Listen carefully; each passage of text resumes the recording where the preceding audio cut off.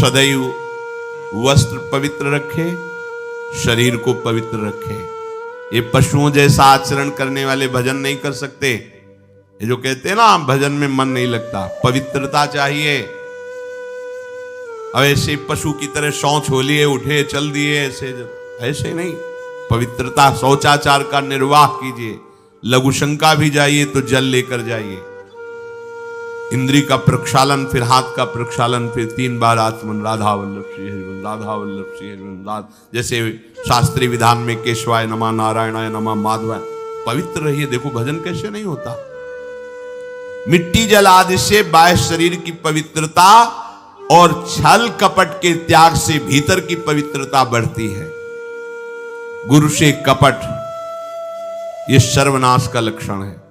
अगर तुम में कोई दोष है, गुरुदेव पूछ रहे हैं, तुमने ऐसा अक्षरशः जैसा हृदय में वैसा बोल दे जी, अब चाहे दंड दो चाहे क्षमा करो, ये आपका विषय। पर सत्य बात यह कि मेरे हृदय में ऐसी पाप वृत्ति थी, मैंने ऐसा किया या ऐसा करने का हमारे संकल्प बन रहा है।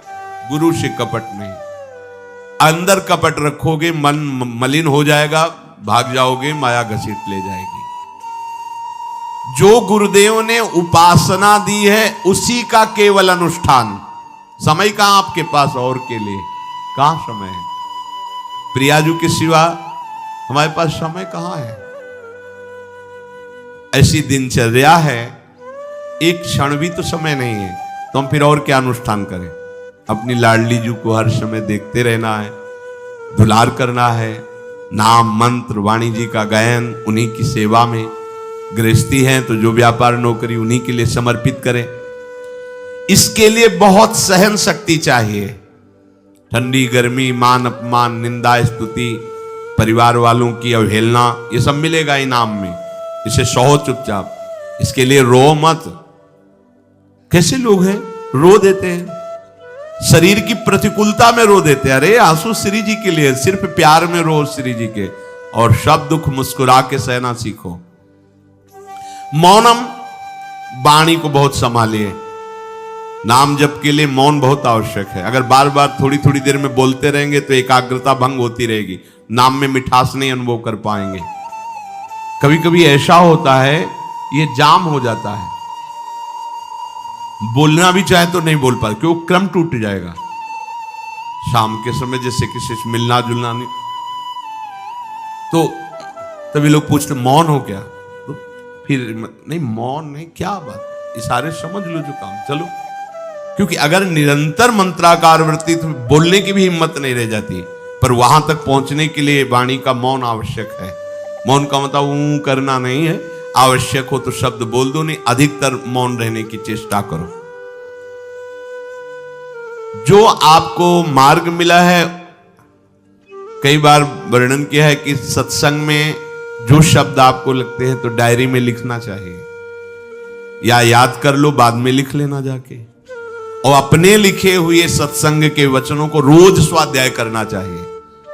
अमुक तारीख के सत्संग में ये पॉइंट, और उनको बार बार, ऐसा नहीं कि आपको ही कह रहे हैं, जहां जहां संत मिले जो जो बोले उनके सामने तो लिखा पड़ी नहीं, पीछे हट के लिखना। 2 डायरी हैं, एक सन्यास की है, एक वैष्णव मार्ग। दोनों को, गुरुजनों की, महापुरुषों की वाणी को एकदम एकाग्रता से सुनाओ। जब अलग हटे तो सबसे पहला काम, इस तारीख को इस महापुरुष ने ये शब्द बोला, और उन्हीं का बार बार स्वाध्याय करना।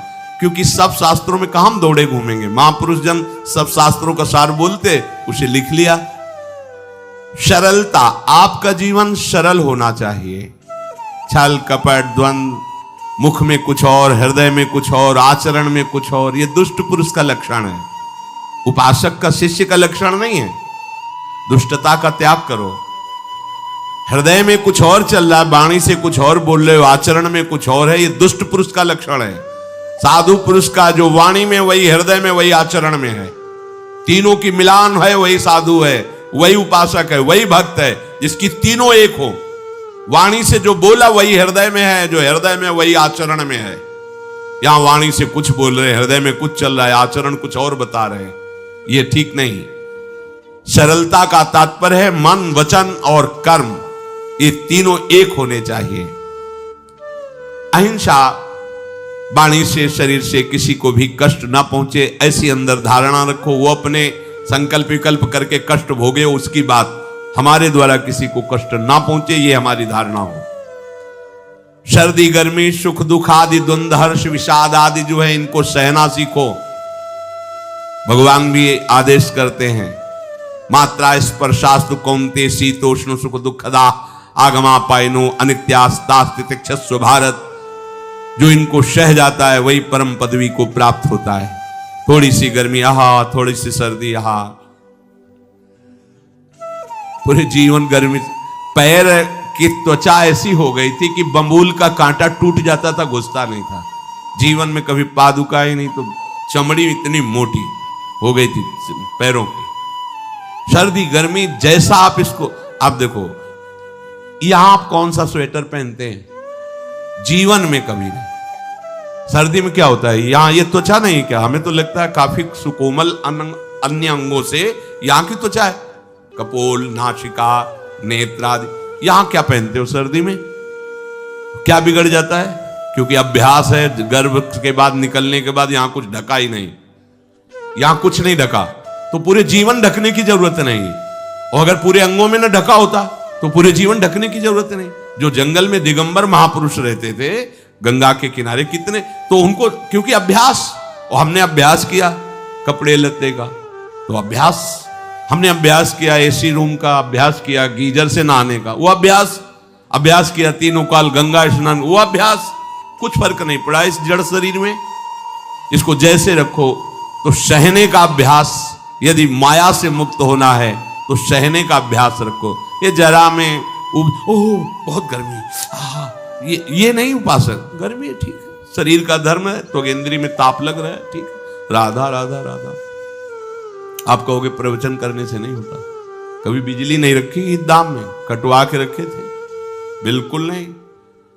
जितनी देर होश रहा आंख का हाथ से पंखा कर लिया, नहीं तो बस राधा राधा राधा, जो मिला मांग के खाया, कुछ आसन पे ले।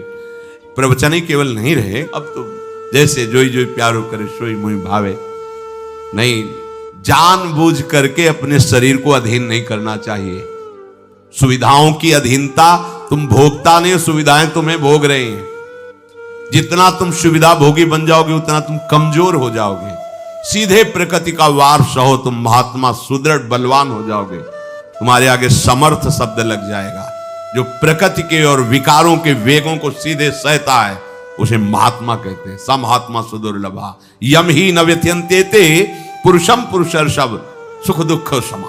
जिसका सुख दुख समान भाव, किसी भी वेग की व्यथा से हृदय व्याकुल नहीं होता, वो भगवान को प्राप्त करने का अधिकार प्राप्त कर लेता है। इसलिए सहनशीलता। सर्वत्रात्मनेश्वरान वीक्षाम कैवल्य मनिकेतताम विभक्त चीर वसनम संतोषम एन केनचित। ये ध्यान रखो कि तुम कभी प्रभु से अलग नहीं हो। सर्वत्र भगवान है तो यहां भी है, सब समय में है तो इस समय में भी है, सब में है तो हम में भी है, सबके हैं तो हमारे भी हैं। हम कभी भी प्रभु से विलग नहीं हो। एकांत सेवन तुम्हारा स्वभाव बन जाना चाहिए। चाहे जो हो, थोड़े समय के लिए तो एकांत बैठो।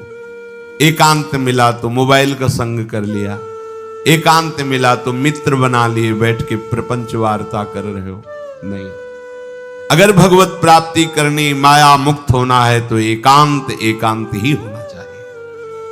भले 100 लोग हैं, हमारा किसी से कोई संबंध नहीं, और हम बैठे हैं अपने आराध्य देव के चिंतन में, हम एकांत हैं। और गुफा में बैठे हैं, शरीर एकांत है, मन से चिंतन संसार का हो रहा है, प्रपंच में है, एकांत में नहीं है। एकांत शब्द का अर्थ समझना चाहिए। हम एकांत को सीधे गुफा या कहीं एकांत, ऐसे एकांत का अर्थ है एक के सिवा दूसरा कोई नहीं, अर्थात एकमात्र भगवत चिंतन में डूबा हुआ उपासक। बाजार में बैठा हुआ भी एकांत है, सभा में बैठा हुआ एकांत है, और प्रपंच का चिंतन करने वाला बंद कमरे में भी प्रपंची है, गुफा में भी प्रपंची है। जहां आप रह रहे हो उसे ये मेरा घर है ऐसी भावना का त्याग कर दे। अनिकेत ये भगवान का दिया हुआ वास स्थान है। कुछ समय के लिए इसमें शरीर निर्वाह कर रहे हैं, ये भी छूटेगा और ये भी छूटेगा। जैसे स्टेशन में बैठा आदमी आराम से, पर वो बैठा इंतजार कर रहा है कि कब हमारी गाड़ी आवे और उस पर हम यात्रा करें। बस ऐसा ही कुछ स्टेशन जैसा विश्राम है। कब मृत्यु आवे, शरीर छूटे, हम प्रिया प्रीतम को प्राप्त हो। ये न मेरा था, न मेरा है, न मेरा रहेगा। ये न मेरा था, न मेरा है, न मेरा रहेगा। गृहस्थ हो तो पवित्र वस्त्र पहने, और त्यागी हो तो जैसे मिल जाए भगवत कृपा से वैसे वस्त्र पहने। प्रारब्ध के अनुसार तुम्हें जैसी व्यवस्था मिली उसमें संतोष करना सीखो, मांग मत रखो। प्रभु की प्राप्ति के लिए खास बात ध्यान रखनी है, अपनी उपासना में दृढ़ श्रद्धा रखो और सर्वश्रेष्ठ भाव रखो, पर दूसरे किसी की भी निंदा ना करो। अगर किसी की भी निंदा करोगे तो फिर माया तुम्हें मुक्त होने नहीं देगी। मन को, वाणी को, शरीर को संयम में रखो, अर्थात भगवत भजन, भगवत वार्ता और मौन। मन का संकल्प विकल्प रहित होना, विषयों का चिंतन न करना, प्रभु के रूप का, नाम का, धाम का, लीलाओं का चिंतन करना। शरीर का शास्त्र संयम से वर्ताव करना। अब माया मुक्त होते चले जाओगे। इनमें किसी में भी त्रुटि ना हो, सावधानी रखो। अपनी इंद्रियों को सावधान रखो, किसी के दोष न देखने पावे। कोई गलत चेष्टा देखेंगे तो ये भी गलत करने के लिए तैयार हो जाएंगे। हे राजन, श्रवणम कीर्तनम ध्यानम हरेरद्भुत कर्मणः जन्म कर्म गुणानां च तदर्थे अखिल चेष्टिता। श्री भगवान के बड़े अवतार हुए हैं, बड़ी अद्भुत अद्भुत लीलाएं हैं। प्रभु का प्रकट होना, लीला करना, दिव्य गुणों का वर्णन, यदि आप इनको गाएंगे लीलाओं को और श्रवण करेंगे तो मोह की बात क्या, महामोह का भंजन हो जाएगा। बड़ी सामर्थ्य भगवान के चरित्रों की महिमा बड़ी है। अगर इनको आप सुनेंगे, बार बार सुनेंगे, तो आपको और कोई साधन करने नहीं पड़ेंगे, अपने आप सब साधन प्रकाशित हो जाएंगे। जहां कहीं कभी भी किसी का उद्धार की बात आई है तो वो भगवत चरित्र सुनने से ही आई है। शरणागति श्रवण से ही प्रारंभ होती है, भक्ति भी श्रवण से ही प्रारंभ होती है, पूर्णता भी श्रवण से ही होती है। श्रवण सुजस सुनी आयऊं, और श्रवणम कीर्तनम स्मरणम। पहला श्रवण, खूब भगवत चर्चा सुनने का स्वभाव बना लेना चाहिए। पर देखा जाता है कि 20 वर्ष भगवत चर्चा सुनने पर रंग नहीं आता, क्योंकि ये तो बना लिया स्वभाव कि जहां भी कथा हो रही सुन रहे और बाद में निकले तो बख्शते वो किसी को नहीं, सबकी निंदा करते हैं। बस किसी एक की प्रशंसा, एक की निंदा, तुम्हारा सारा का सारा सत्संग बेकार हो गया। अगर सत्संग को सुरक्षित रखना है तो ना किसी की स्तुति, ना किसी की निंदा, जो सुना है उसको अपने जीवन में मनन करते हुए उतारें। प्रभु की लीलाओं का श्रवण और प्रभु के नाम का कीर्तन और प्रभु के रूप का ध्यान, ये तीन बातें बहुत जल्दी भगवत प्रेम प्रकट कर देती हैं। ये तीन बातें बहुत जल्दी भगवत प्रेम प्रकट कर देती हैं। प्रभु के अवतार लीला चरित्रों का खूब गायन करे, खूब श्रवण करे।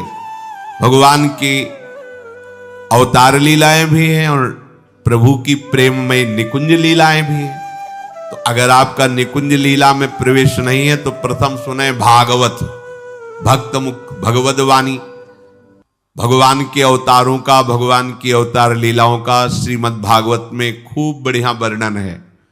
पढ़ो, सुनो, क्या होगा इससे? मोह का नाश हो जाएगा। दूसरी बात, नाम कीर्तन, ये तो महान अमृत है। बिल्कुल विश्वास कर लो, नाम कीर्तन अमृत है। ताली बजा के, मंजीरा बजा के, ढोल बजा करके, नाच करके, जैसे बने, अकेले 4 लोग जैसे बने, नाम संकीर्तनम यस्य सर्व पाप प्रणाशनम। देखो, भगवत चर्चा ने महामोह का नाश कर दिया और भगवान नाम कीर्तन ने सब पापों का नाश कर दिया। नाम संकीर्तनम यस्य सर्व पाप, सर्व पीछे बीच में जो भी जमा संचित क्रिम सब को भस्म करने की सामर्थ्य नाम कीर्तन। ये जो राधा राधा आप बोलते हैं, बहुत अमृत है, बहुत अमृत। और प्रभु के रूप का ध्यान, ये 3 बातें बहुत जल्दी माया मुक्त कर देंगे, आपको भगवत प्राप्ति करा देंगे। प्रभु के रूप के ध्यान के लिए ही दिव्य श्यामा श्याम ने बिहारी जी का रूप धारण किया। ये किसी मूर्तिकार की रचना नहीं है। श्री राधा रमण जी सरकार, राधा वल्लभ लाल जी महाराज, श्री बाके बिहारी लाल जी महाराज, ये साक्षात प्रगट ठाकुर है। प्रिया प्रीतम हमारी दृष्टि में सामर्थ्य नहीं कि देख सके, वो तो हरिवंश नेत्रों से देखे जाते हैं। निकष कुंज ठाड़े भये भुजा परस्पर अंश, श्री राधा वल्लभ मुख कमल निरख नयन हरिवंश। हरिवंश नेत्र प्रकट हो जाएंगे, आश्रित जन हो, चिंता की बात नहीं। पर ये जो रूप प्रकट है, इसके ध्यान में तो तुम्हें कोई श्रम नहीं करना। बिहारी जी महाराज, राधा वल्लभ जी महाराज, राधा रमण जी महाराज, भर नेत्र देखो और अपने नेत्र के कैमरा से खींच लो फोटो। अब आप फिर इधर देखो, उधर वैसे ही खड़े नजर आ रहे, वैसे मुस्कुराते हुए दिखाई दे हर समय। और ये आदेश कर रहे हैं हरिवंश महाप्रभु, सब सोहित निष्काम मति, श्री वृंदावन विश्राम, श्री राधा वल्लभ लाल को हृदय ध्यान मुख नाम। राधा वल्लभ लाल का ध्यान करो और राधा वल्लभ श्री हरिवंश बोलो तो तुम्हारी मति निष्काम हो जाएगी, तुम्हें अखंड वृंदावन वास मिल जाएगा। प्यारे जो तुम्हें प्यारे लगने लगेंगे। ये 3 बातें आपको निश्चित भगवत प्राप्ति करा देंगे। इष्टम दत्तम तपोजप्तम वृत्तम यच्चात्मनः प्रियम, दारान श्रुतान गृहान प्राणान यत् परस्मै निवेदनम। जो भी तुम्हारे द्वारा यज्ञ दान तप अथवा जप सदाचार, ये सब प्रभु को अर्पित कर दो, अविनाशी हो जाएगा। प्रभु को अर्पित कर दो जो भी तुम्हारे द्वारा होता है। हे प्रियालाल, आपकी प्रसन्नता के लिए। फिर दोबारा कह रहे हैं, स्त्री पुत्र घर जीवन और अपने प्राणों का मोह त्याग करके, प्राणों का मोह त्याग कर। यहां पूरा समाज वैसे ही सब बैठा है हृदय में। देखो, जिस मार्ग में चलना उसे समझो। अंदर से केवल प्रिया प्रीतम में ही हमारी अहमता ममता होनी चाहिए। प्रभु सच्चिदानंद श्री कृष्ण चंद्र जी को अपना प्राण प्रीतम मानने के लिए ये जितनी जगह आप अपनापन किए हैं समेटना पड़ेगा। सबकी ममता ताग बटोरी, मम पद मन बांध बर डोरी। लाडली लाल के लाडले तो कोई बिरले दिखाई देते हैं, प्रिया प्रीतम के जन तो कोई बिरले दिखाई देते हैं। नहीं धन बल, परिवार बल, बुद्धि बल, वही घसल करके चले जाते हैं। अरे यहां तप बल भी काम नहीं करता, और बल तो जाने दो। यहां हारे को हरे नाम, हार गए, गले पड़ गए। गले पड़ जाओ, बढ़िया, इसी जन्म में कल्याण हो जाएगा। गले पड़ जाने का मतलब, जैसे कोई गले पड़ रहा हो तो उसका मतलब समझते हो? मारो पीटो गाली दो भगाओ, नहीं भागे, वो गले पड़ गए। बोले अब क्या करें, गले ही पड़ गए, आप क्या करें। ऐसे ही पूज्य श्री स्वामी राम सुखदास जी महाराज कहते, श्री कृष्ण के गले पड़ जाओ भैया, इसी जन्म में तुम्हारा कल्याण हो। भगवान के गले पड़ जाओ। गले आप तो जैसे भी हैं आपके हैं, अब तो हम खूब हल्ला मचा कहेंगे कि राधा वल्लभ लाल के हैं, तुम्हें अपनी इज्जत बचा ली तो सुधार लो हमें, समझ गए? ये है गले पड़ला। हाउ कहावत, लंबा तिलक लगाएंगे और जय राधा वल्लभ लाल की बोलेंगे, और आपके लायक तो हम हैं नहीं। अब आपको अपने लायक बनाना कि आपका दास कैसा होता है, तो आपको बनाने के लिए कोई मशीन की जरूरत नहीं, आप ऐसे बना दोगे, बना देना। अब आपके गले पड़ गए, आप ही हमारी इज्जत हो, आप ही हमारे जीवन हो, अपनी इज्जत संभालनी हो तो हमें संभाल लेना। वो संभाल लेते हैं। वो मच्छर को ब्रह्मा बना देते हैं, घोर पापी को ब्रह्म ऋषि बना देते हैं, उनके लिए कोई दुर्लभ बात नहीं। पर जब तक अहंकार है तब तक उनकी तरफ से ये प्रोसेस शुरू नहीं होता। जब हार गया और गले पड़ गए, फिर वो बड़े बड़े महात्माओं के द्वारा भी बंदनी हो जाते हैं।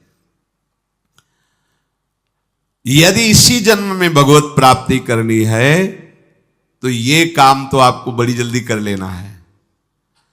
जहां जहां हमारी ममता है उसे प्रभु के चरणों में लगानी ही पड़ेगी। चूक करोगे, वही ममता की डोर मन को घसीट लेगी और अगले जन्म का विधान बना देगी। यदि आपको इसी जन्म में भगवत प्राप्ति करनी है तो सबकी ममता ताग बटोरी, मम पद मन ही बांध बरडोरी। एवं कृष्णात्मनाथेषु मनुष्येषु च सौहृदम परिचर्यां चोभयत्र महत्सु नृषु साधुषु। और ये सब सहजता पूर्वक तब हो जाएगा जब किसी संत महापुरुष का आश्रय ले लोगे। जिन संत महापुरुषों ने अपने समर्पण के प्रभाव से, भजन के प्रभाव से सच्चिदानंद भगवान श्री कृष्ण को अपनी आत्मा के रूप में साक्षात्कार कर लिया है, यदि उनसे प्रेम हो जाए, संतों से प्रेम होना संतों से बड़ा कठिन है। अभी कोई मुस्कुरा के तुमसे कह दे कि कई दिनों से हम तुम्हें देख रहे थे या देख रही थी, बस तुम्हारे मन को कोई निग्रह विग्रह करने की जरूरत नहीं, घसीट जाएगा। वो बड़े भाग्यशाली हैं जिन्होंने संतों से प्रेम किया। यहां कह रहे हैं ये जितनी बातें बताई गई, दया, तितिक्षा, मौन, मनोनिग्रह, इंद्रिय निग्रह, परिवार की ममता का त्याग, भगवान से अपनापन, भागवत धर्म का प्रादुर्भाव होना, ये एक साथ सब हो जाएंगे केवल तुम्हें गुरु चरणों से प्रेम हो जाए, संत चरणों से प्रेम हो जाए। क्योंकि उन्होंने सच्चिदानंद स्वरूप भगवान कृष्ण को अपने प्रेम बल से अधीन कर लिया है। यदि परोपकारी संत जनों से हमारी प्रीति हो जाए तो हमारा स्वभाव बदल जाएगा। संतों से प्रीति है, ये तुम्हारे स्वभाव से परिचय मिलेगा। क्या? परस्परानुकथनम पावनम भगवद्यशः मिथो रतिर्मिथस्तुष्टिर निवृत्तिर्मिथयात्मनः। जब संतों से प्रेम हो जाता है तो स्वभाव बन जाता है क्या? भगवत चर्चा करने का। अपने लोग जब नई अवस्था में तो भिक्षा के लिए चले और आगे संत मिल गए, 2-2, 3-3 घंटे धूप में खड़े भगवत चर्चा हो रही, नीचे धूल जल रही, ऊपर से सूर्य ताप है और खड़े 2-2, 3-3 घंटे चर्चा हो। शाम की किसी बात पर छिड़ गई तो ये शास्त्र 12-1 रात्रि के बज रहे, वो प्रसंग पूरा और उसका निर्णय, रात दिन उसी की चर्चा। स्वभाव बदल जाएगा, कुछ और अच्छा नहीं लगेगा। परस्परानुकथनम पावनम भगवद्यशः, परम पवित्र करने वाले भगवान की बातें वो परस्पर करने लगते हैं। यदि संतों से प्रेम नहीं तो जहां दो मिलेंगे वहां संसार की वार्ता होगी। संत प्रेमी जब मिलेगा तो भगवत चर्चा होगी। ये पहचान है परस्परानुकथनम पावनम भगवद्यशः। आपस में इकट्ठे होकर नाम कीर्तन करना, भगवत चर्चा करना। पर मिथोरतिर, जो प्रपंची लोग हैं उनसे उनका संबंध नहीं होता। मिथस्तुष्टि, जो भोगी लोग भोगों में सुख प्राप्त करते हैं, उपासकों को उसमें नहीं। जब भगवत चर्चा होती तो ऐसी तृप्ति होती, 1 घंटा चर्चा हुई, आनंद मगन हो गए, आहा आज हमें प्रभु का यश सुनने को मिला, आज भगवत भक्त का संग, हृदय पावन होने लगता है। आध्यात्मिक शांति का अनुभव उन्हीं उपासकों को होता है जो प्रपंच वार्ता न करके परस्परानुकथनम पावनम भगवद्यशा स्मरन्तः स्मारयन्तश्च मिथौघौघहरं हरिं भक्त्या संजातया भक्त्या बिभ्रत्युत्पुलकाम तनुम। अब वो जो संत प्रेमी उपासकों ने ये व्रत ले लिया कि प्रपंच चर्चा नहीं करेंगे, केवल भगवत चर्चा करेंगे, तो अब क्या हुआ? बोले राशि राशि पापों का नाश हो गया उनके। आहा, वो ऐसे श्री कृष्ण स्मरण में रम गए, दूसरों को श्री कृष्ण स्मरण कराना, स्वयं स्मरण में रमना। अब उनके हृदय में प्रभु से प्रेम का उदय हो गया। अब उनके हृदय में जब प्रेम उदय हुआ तो क्वचिद रुदन्त्यच्युत चिंतया क्वचित धशन्ति नंदन्ति वदन्त्यलौकिकाः नृत्यन्ति गायत्यनुशीलयन्त्यजम् भवन्ति तूष्णीं परमेत्य निर्वृताः। उनके हृदय की विलक्षण दशा होने लगी। वो कभी ऐसी घोर चिंता में डूब गए कि इतना समय हो गया, अभी प्रियाजू का दर्शन नहीं हुआ, प्रियाजू हमसे बात नहीं किए। चिल्ला चिल्ला के रोना शुरू, शुद्ध नहीं मैं कौन हूं, कहां बैठा हूं, ऐसे ये प्रेम उदय हुआ। अब वो चिल्ला चिल्ला के रोना शुरू कर दी। हाय, मैं किसके पास जाऊं, किससे पूछूं, कौन मुझे प्रियालाल से मिलाए, बस तड़पना शुरू। सोचते सोचते ऐसा रोना, बेशुद्ध स्थिति। उसी में देखते हैं, अरे प्रियालाल तो गलबैया दिए हुए जा रहे हैं। बस ऐसा स्फुरण हुआ कि वो आनंद मगन हो गए, एकदम मन प्रसन्न, तन प्रसन्न। अभी शोकित थे, अभी आनंदित हो गए। और वो इतने आनंद मगन हुए कि लोकातीत होकर बात करने लगे प्रिया जी से। कोई है नहीं सामने, दिखाई नहीं दे रहा अन्य को, लेकिन उनके सामने प्रियालाल उनसे बात कर रहे हैं। सुना सुना करके सुंदर सुंदर पदों का गायन कर रहे हैं, राग आलाप रहे हैं। और राग में कभी ऊंचा नीचा स्वर की बात नहीं है प्रियालाल के लिए। फिर इतने आनंद में भर गए कि नाचने लगे, झूम झूम करके नाच रहे। लोगों को लग रहा है कोई है नहीं सामने, कैसे ना, ओ प्रियालाल सामने। प्रियालाल को देख रहे, प्रियालाल को पद सुना रहे, प्रियालाल के सामने नाच रहे। और कभी कभी अरे वो तो हमें छोड़कर चले